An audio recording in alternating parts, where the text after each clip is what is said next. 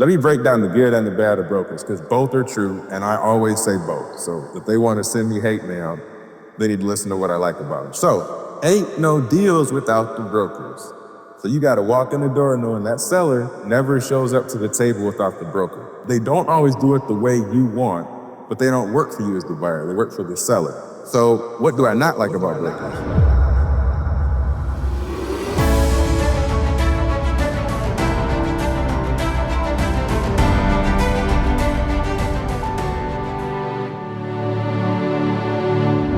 All right, welcome back to another episode of Angels, Exits, and Acquisitions. I'm your host, Jeff Barnes with Angel Investors Network.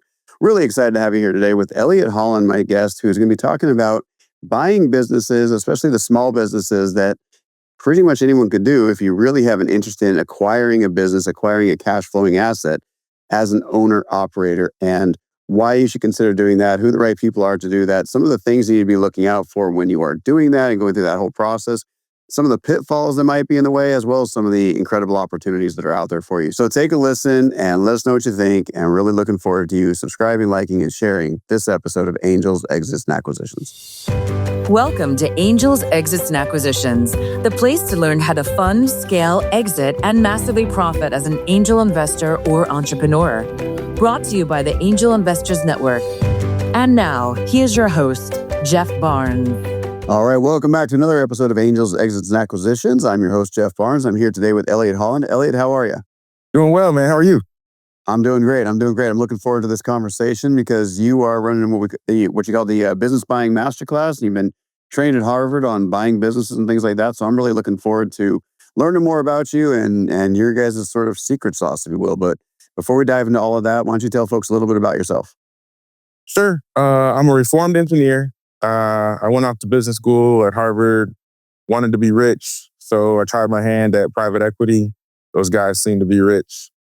I very quickly realized that private equity is not what it seems to be. A, there's a lot of sharp elbows, but B, a true private equity firm takes money from pensions. The general partners raise money from pensions, invest other people's money, and get a scrape on what they earn. The real business to me is those who buy companies with their own money. And so I transitioned out of private equity into what they call independent sponsors, which is when you raise money deal by deal. And then I transitioned out of that into kind of a man with a dream. They call it a self-funded searcher now, but I think it's a man with a dream. And had some successes, some failures. And I had this incredible sort of business buying acumen. But I was real early in the self-funded sort of ecosystem. It hadn't really developed and the financing options were pretty tough. So I started Guardian 2018 because I heard all these fake gurus talk about how easy it was to buy $1 million businesses. And I knew how shady some of the characters were. And so I set up the business to be a financial due diligence business to help people buy companies. And then in the past year, we launched the Business Buying Masterclass essentially to help people start from zero. Like I just found out about buying businesses to I executed on the transaction in an accelerated sort of program. And so that's my journey in summary. That's awesome, man. Well, I appreciate that. And so, when you talk about private equity and whatnot, you're absolutely right. They raise money from other sources. They go buy businesses. And then generally speaking, they have like their little, it's called a 1-2 punch. We're going to take out the bad management, cut out all the fluff, and then put our own people in there, increase the EBITDA really quickly, and then hopefully sell it off, right? And I think that there's definitely a place for that in certain businesses because you start talking about these really, really large companies. There's not too many people out there that are going out there and buying these, $100 million, $1 billion companies, that are private, still not the public companies, and turning them around. But on what you're saying is these, you're talking about sort of an owner-operator model, or are you still going after mostly the owner-investor model? Owner-operator model. So Yeah. the market that I service are people who are buying businesses under $5 million in purchase price. Typically, they're using SBA 7A loans. So the government has a program called the 7A program where you can borrow up to $5 million every American can.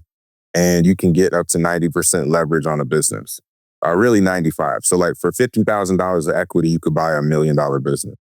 Mm-hmm. So a lot of people are going after this opportunity, and that's where I play in the market. Okay, gotcha. Wonderful. And so, we've seen a lot of this, running Angel Investors Network. We help a lot of companies raise capital. And we're actually working on a closing for a business, roughly a $32 million top line revenue business right now, and a couple others that are in the pipeline. I just like playing in a little bit larger space because, the return on time, I'll just put it that way for me, because I'm not going to be the one going out there and operating the business, right? I've already got a few of my own to run. So when we start thinking about this whole world of, the baby boomers are retiring, there's a lot of great businesses out there. There's also a lot of people that have gotten really good at launching businesses, but they don't really like running them, right? Like, hey, let's get this whole thing going. Let's go sell some stuff. And then, oh man, now it's getting boring because I actually have to run the mundane. But there's a lot of other people out there, I'm assuming, that are your clients that are, I like to operate things. I like the steady, stable growth. I'm not trying to put 100x on this thing. I'm not going to go try and launch a whole new thing. And we're seeing a lot more people like that are saying, hey, I don't want to go get a job because, I just get a job and I do the same thing forever. And that's not really a lot of fun. So what's the mentality of these people that are coming in and saying, hey, I want to learn this whole process? Like, what is it that they're really hoping to get out of it? So I think the desire stems from a different place. I think that, let's call my client a 40-year-old person who's probably been professional for going on 20 years now.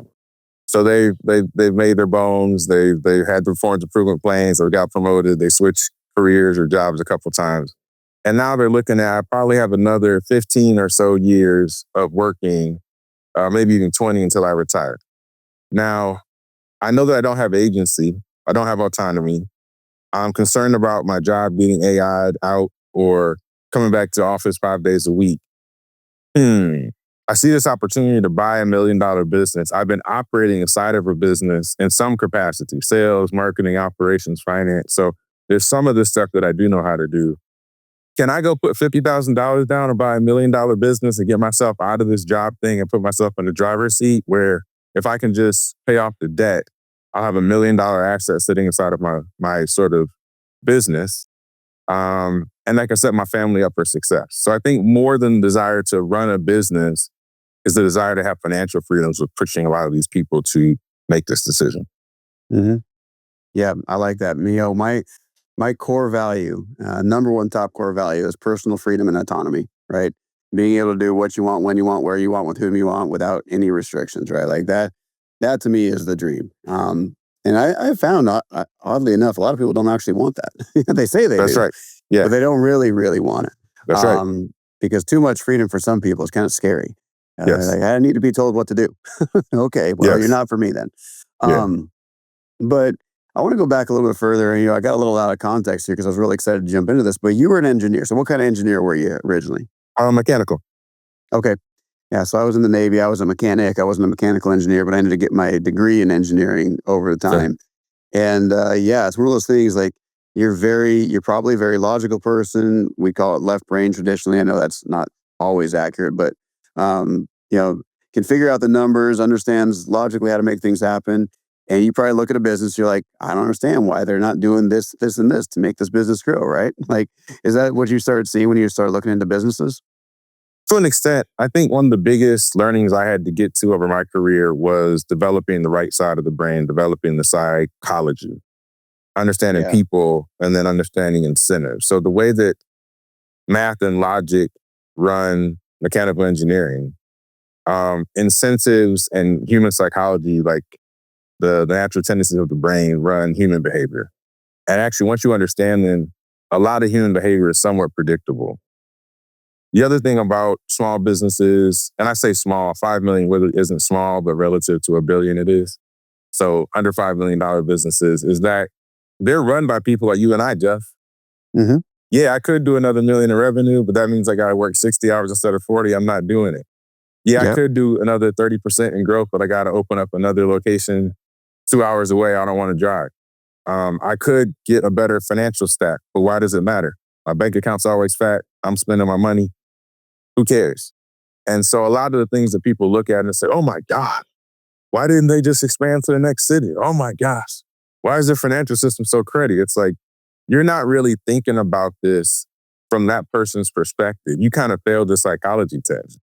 And I think that actually some of the best buyers end up having to get like a de facto psychology degree to Mhm. understand this stuff, not just with sellers, but with lenders, with lawyers, with accountants, with QOE providers like myself.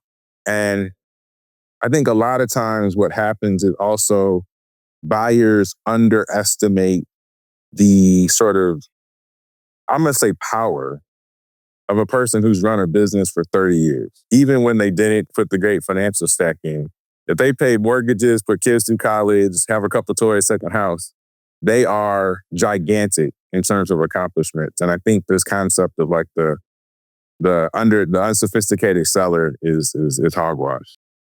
Right. Yeah, I agree with you. So it's kind of funny. I'm going through a transaction right now with a guy who's 27 years old, right? Yep. Running an 8-figure business. That's incredible. Like, kudos to him. And I would say the greatest lesson I learned, and if I could impart any wisdom to somebody who's going through this process, whether as a buyer or a seller or a capital raiser or anybody trying to exit a business, is humility, right? You don't know what you don't know. And if you can adopt that mindset of curiosity and being humble throughout the process, you're going to learn a lot, like a lot. And these people like you're talking about, they've done a great job building a business and they're running a business and they got things taken care of, but they may not know all the ins and outs of selling a business because maybe they've never gone through that. So they don't have a lot of information knowledge there, but they sure as heck know what they're doing when it comes to running a business, right? Because they've already done it. They've already proven it. And so don't ever discount that experience, that expertise. In it's business school, kinda they funny talk a lot about, are you the smart person or the dumb person in the room when you're making a trade? And that's an angel investment. That's a private equity investment. And my clients, as first-time buyers, most of them fresh off of a W-2 for 20 years, they're not the smartest person in the room. The seller is. And I think that humility goes a long way to allow them to soak up game while they're in communication and witness how a person who's lived it for 30 years does things, and then back into, why would a logical person do that? Because they're smarter than me. Mm-hmm. Yeah, and that logic can play against us, right? We, like you were saying, there's so many reasons that a seller sells. I remember when I first started getting into the business world, when I was still in the Navy, and it's like I was going through these, creative real estate courses. And one of the things I learned was never underestimate their motivation, right? Until you figured out what their motivation is, don't assume it. That's right. And you're talking about these, these people that are saying, okay, why haven't they expanded? Why haven't they grown? My ex-wife was that. Here I am, the big business guy. I work for one of the largest companies in the world, and I'm just thinking globally on a lot of things. And we started up a small business, as a chiropractic and a functional medicine practice. And I had all these ideas. Okay, we're going to build it this way so we can franchise and do this and do this and do this. And we got that practice up to about 7 figures. And she's like, I don't want to do anything else like that. I don't want to go open another location. So we were always just butting heads against that because I could not understand her mentality and she could not understand mine. Right now, I say she's an ex-wife for a reason. But the fact is that you're exactly right. You have to think about it, no matter which side of the conversation you're on, through the other person's lens, right? And try and see it through their eyes so you can understand where they're coming from. That's it. And I think my engineering brain allows me to put structure around psychological things that people that don't have a structured mind aren't able to sync up. I don't think smart people do dumb things. I think you don't understand the incentives. Yeah. Well, I love that idea of, being able to, we used to call it in the Navy, we'd call it nuking it out, right? So I was in the nuclear engineering world, and when you nuke something out, you are thinking through every possible outcome and scenario to the point where it's analysis paralysis, right? You don't get anything done. That's right. And you're like, no, stop nuking it out. Just take action. Just make something happen, right? But what I like about that mentality is, and I think a lot of people underestimate this, because I do the same thing that you're just talking about, which is I'm trying to understand why you're doing the thing you're doing, why you're saying the thing you're saying, what's going on behind that, and leaning into that a little bit to think about, well, what is really their motivation behind this? Why would somebody be selling a business that's, spitting off $1 million a year for them as an income? Why would anybody, and when you're thinking about that as a W-2 employee that's maybe made 100, 200K a year at most, with all the taxes that go with it, you're like, why in the world would they even do that? Yeah. Try and find out, but don't assume. And then the questions you should ask in those limited interviews that you get aren't, why didn't you expand? Why didn't you franchise? Why didn't you hire, more credible staff? Why is there that alcoholic in the back sleeping on the floor? The better questions are, I noticed that you have a rough and tumble workforce. There has to be some logic behind that. What made you choose that? Because I know it was an active choice. Or, hey, you don't have to come in the office. Why do you come in on Wednesdays and Fridays? There's got to be something behind it. What's made you do that on an elective basis? Those questions do two things. They show the humility, to your point. They also allow somebody to show and tell you advanced logic in their words that will go 10 levels deeper than some, step risk, hate ya. Mhm. Exactly, right? Yeah. Throw that thing No, I away. love that. Yeah. You got to get to it too, right? Because you're about to buy something that somebody else generally started from scratch, right? Maybe they bought it from somebody else, but for the most part, these small businesses, the founders started it themselves. Now they're eventually selling. And I got to tell you, so when I got out of the Navy, I was doing inspections in businesses, and I would go in there with my military discipline, engineering brain, and just I could not comprehend why businesses were run the way they were run by so many people. Then I get my MBA, I'm thinking, okay, well, I still can't understand why they're doing it. And you're exactly right. There is a reason, right? And sometimes it's a bad reason, right? I didn't want to spend any extra time to go hire the right person, or it was going to cost me too much money. Yep. But a lot of the time, there's a logical reason behind what's happening. And if you understand their reasoning, you'll understand why the business is where it is, right? And also, for a lot of my clients, they're dealing with a age asymmetry. So they're in 30s and 40s buying from somebody in 60s with a broker typically from the 60s. And so they don't think that you're professionally as astute as them. They think you're lazy and they think you're full of yourself. And so when you ask humility-centric questions, it's like, oh, does this guy really want to know about this business? Well, let me open up the kimono, because most of the people that would come asking these questions are like clipboarding me to death or trying to call me stupid. This guy, hey man, let's go get some beers. Let's really talk about this. You got the afternoon off? And it's amazing to me when people are able to unlock some of those moments in ways that really make them better business buyers. And here's the other thing. So I'm wearing this fancy sweatshirt or polo because I had it on today. But actually, some of my classmates at Harvard do this the worst. They're too fancy, too highfalutin. They're using language that people don't understand. They're talking over someone's head, thinking that that's how we do it at McKinsey or Goldman Sachs. No, man. Just like you would wear the same clothes that the CEO would wear if you're going to meet the CEO. You're going to meet the CEO, you should probably wear the same clothes they have on and speak at their level. The simple stuff around humility and respect that just really, I could talk about all the dynamics of modeling and due diligence. I could go all day, but I actually think the more differentiated skill is understanding the human who's selling, understanding the humans involved in the process, and being smart enough to pick up the game, not by what people are saying, because a lot of people say some stuff that's not true in this process, but by what they're doing. Watch the action, define it based on the action. Before continuing, please subscribe and share this video to help us reach more people and stay notified of our latest releases. Now, let's continue watching and learning.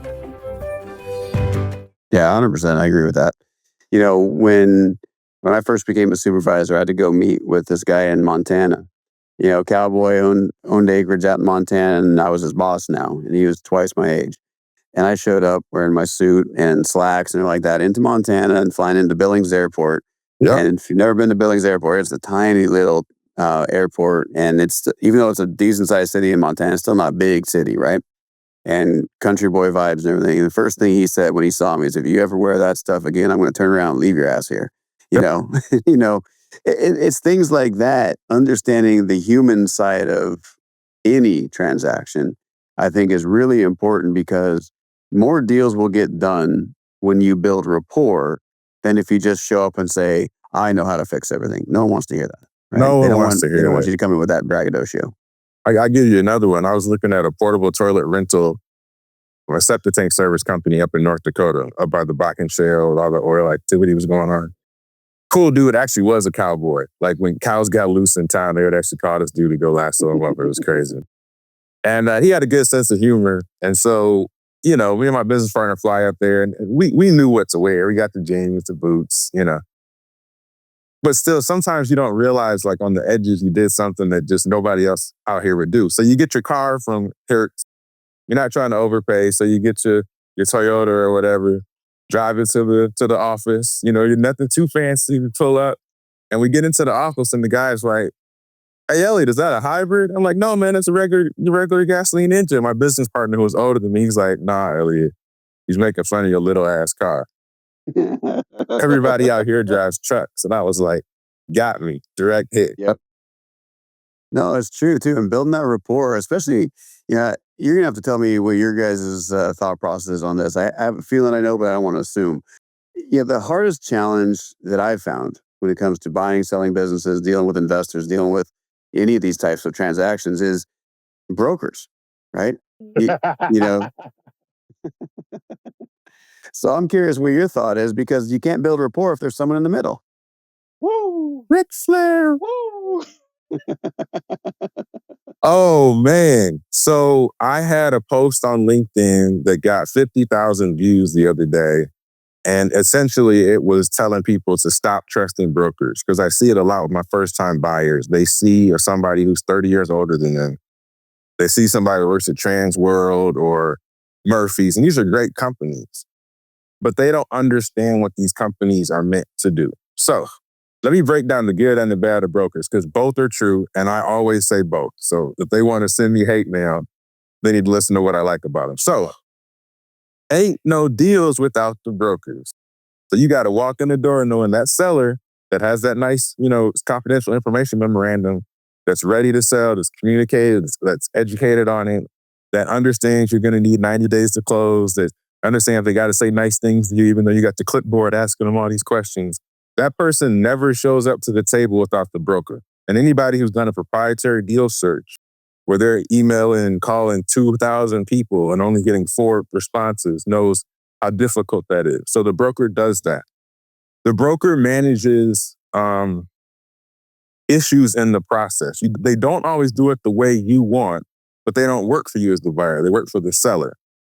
But they do manage the exceptions, and they are the voice of reason if you leverage them that way. I think a lot of buyers call them stupid, unsophisticated, piss them off, and then they're not going to do the best job. All right. So what do I not like about brokers? I don't like their lack of professionalism generally. That doesn't mean I couldn't give you 30 to 50 great brokers that are salt of the earth. It's just that that's not the average. I think their lack of professionality oftentimes messes deals up. I think that oftentimes they don't operate from integrity and transparency, thinking they can hide something that any obvious person would figure out. And so it ends up showing up 2-3 months into the deal and kind of blowing something up that it could have been handled on the front end. And I think they're just a little bit like snaky. They're a little slick. Some can be, yeah. I think you do everything like you do anything. And so when the confidential information memorandum is lazy, when the communication is lazy, when the seller's not prepared, those are all jobs the broker is supposed to do.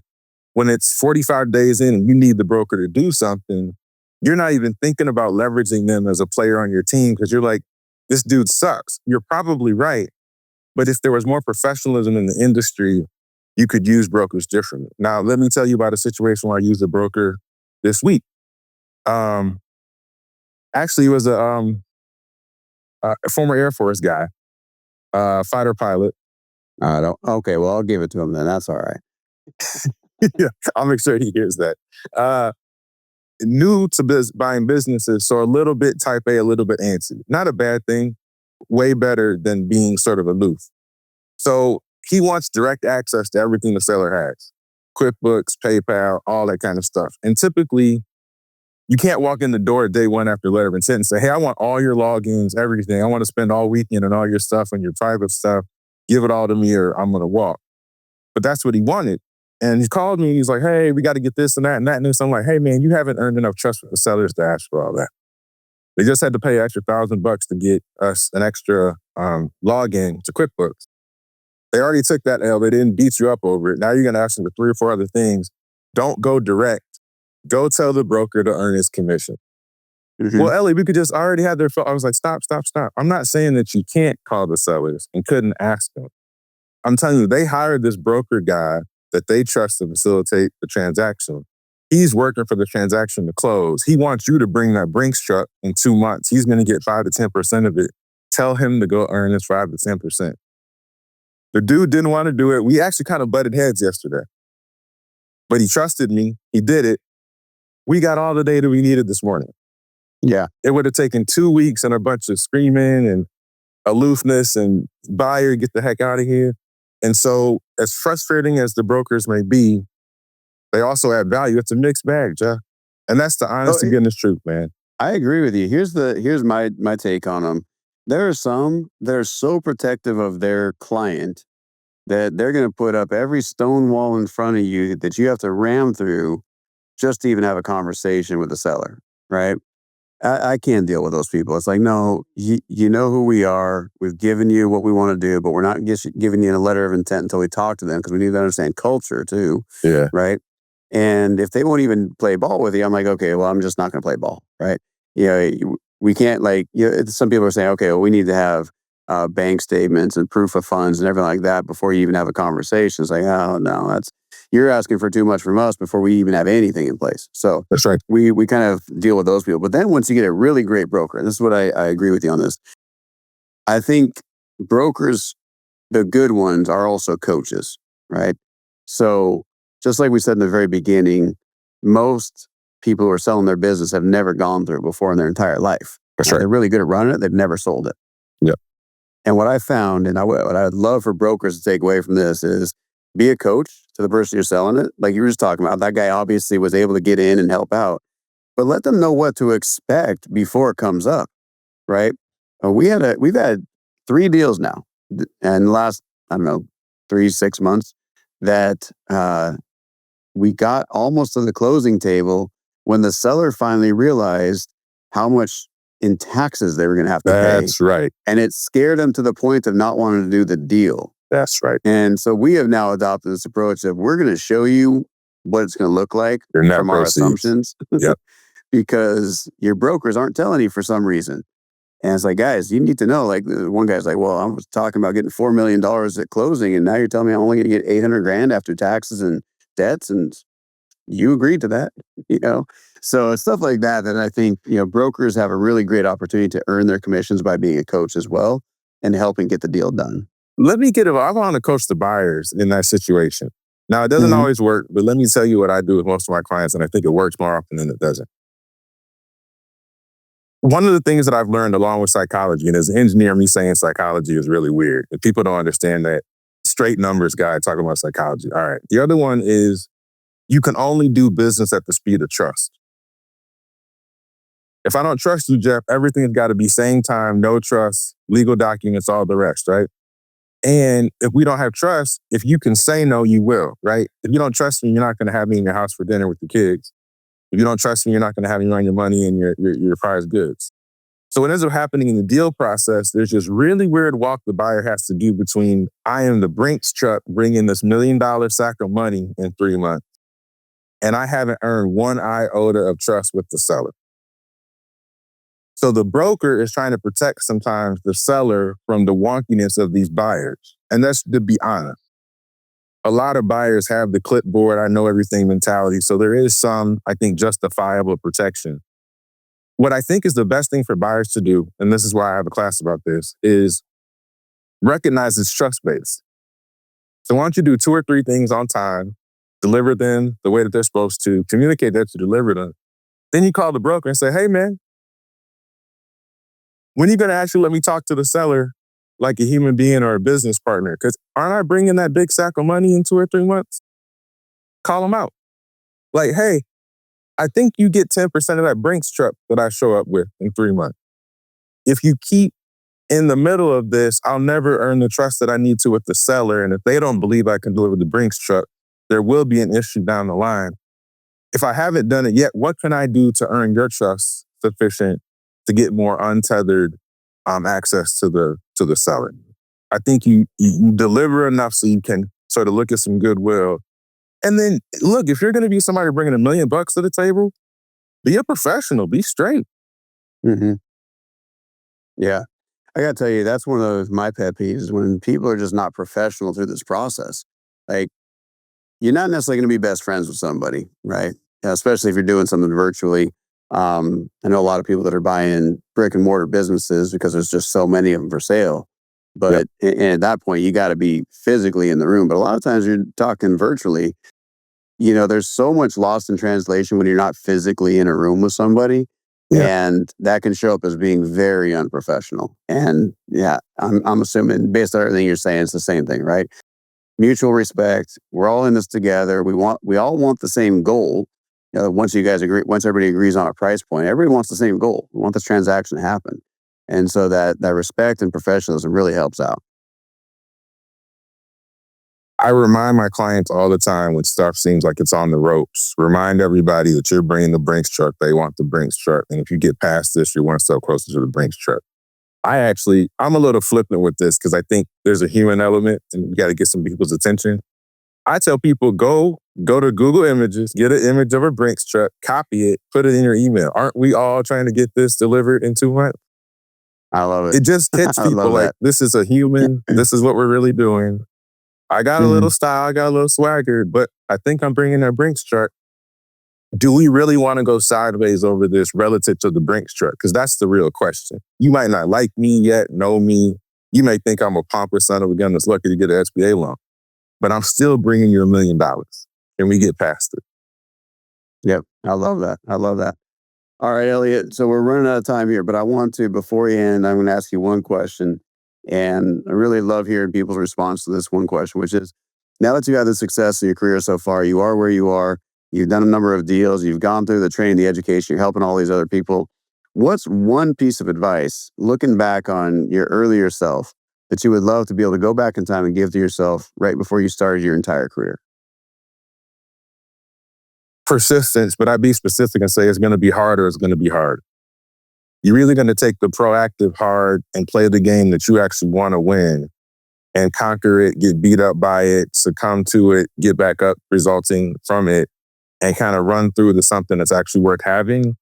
Or you're going to take the passive hard of taking an easier path and getting punched for the rest of your life. And I think a lot of folks that are at my level are realizing they took the passive hard path and now they're in a path where they're getting punched all the time. And the people who look really silly, stupid, didn't have the money, but were playing the proactive, persistent game and playing that hard, I think you're all at the winner's circle now. And so I'd say be persistent and choose the hard. I love that. Yeah. Life's hard for everybody one day or another, right? And if you can choose from the outset, hey, I'm going to go down this hard path, I think the universe just has a way of saying, okay, well, you tried to choose the easy path and go the traditional route. Well, I'm going to throw you a curveball and see how you can handle it. That's right. Right. So I think I love that. If you choose the path of most resistance up early because it's going to have the biggest payoff, just realize it's going to be hard, but stick with it. So great. The best advice, professionals are the ones that have gotten beaten up the most. So just go get beat up. Absolutely. Absolutely. Awesome. Elliott, thanks so much for being here today. How can people find out more about you and learn more about your business mastery class? Business buying mastery class. I'm very Googleable. Elliott Holland. Look for the business buying mastery class. I'm on LinkedIn, YouTube, and Twitter. And unfortunately, I've done enough work on the internet. If you get even close on any of those places, you'll find me. I can't wait to interact with you then. Beautiful. Looking forward to sharing all that information in the show notes. So if you're listening to this or watching it, make sure you go check out those show notes. We're going to have all that information in there, links to Elliott's bio and his business and everything online. So check it out. You've been listening to the Angels, Exits, and Acquisitions podcast with Jeff Barnes. Elliott, thank you so much for being here.